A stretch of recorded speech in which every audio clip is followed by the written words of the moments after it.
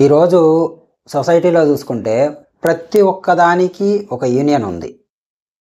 మరి ఏ విషయమైనా చూసుకోండి. ప్రతి ఒక్కదానికి సొసైటీలు అంటారు, యూనియన్లు అంటారు, అన్నిటికీ ఉన్నాయి. ఈవెన్ దో రైతులకు కూడా రైతు సంఘాలు ఉన్నాయి.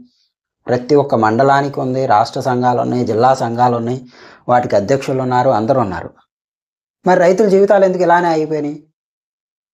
ఏ ఆటో యూనియనో, ఏ వడ్రంగి పనులో, ఏ సిమెంట్ పనులో వాళ్ళు చూసుకుంటే వాళ్ళందరికీ యూనియన్లు ఉన్నాయి. వాళ్ళకు వచ్చిన కష్టాన్ని చర్చించుకుంటున్నారు. అది ఏం చేస్తే సాల్వ్ అవుతుంది అనే దాని మీద ఎంతో కొంత చేంజ్ అయితే వస్తుంది. చేంజ్ అంటే పురోగతి. అంటే ఉన్న ప్రాబ్లం కొంత కాకపోతే కొంత చేంజ్ అవుతుంది. కానీ రైతులకు వచ్చేటప్పటికి ఈ రైతు సంఘాలు ఎక్కడున్నాయి, ఏం చేస్తున్నాయి, ఎవరి కోసం పనిచేస్తున్నాయి, దాంట్లో వచ్చే రిజల్ట్ ఎలా ఉంటుంది, ఎవరి కోసం పనిచేస్తుంది అనేది ఎక్కడ కనిపించట్లేదు. కొంచెం కాదు కొంచెమైనా ఉండాలి కదా. ప్రతి ఒక్కళ్ళు రైతులను మోసం చేయటమే. అసలు వ్యవసాయం అంటే భయపడిపోతున్నారు. అరే ఇంకా నిజంగా చెప్పాలంటే వీడు వ్యవసాయం చేస్తాడంటే వాడి పెళ్ళి కూడా అవ్వట్లేదు ముందు. ఇలాంటి సిచ్యువేషన్ ఉంది ఇప్పుడు.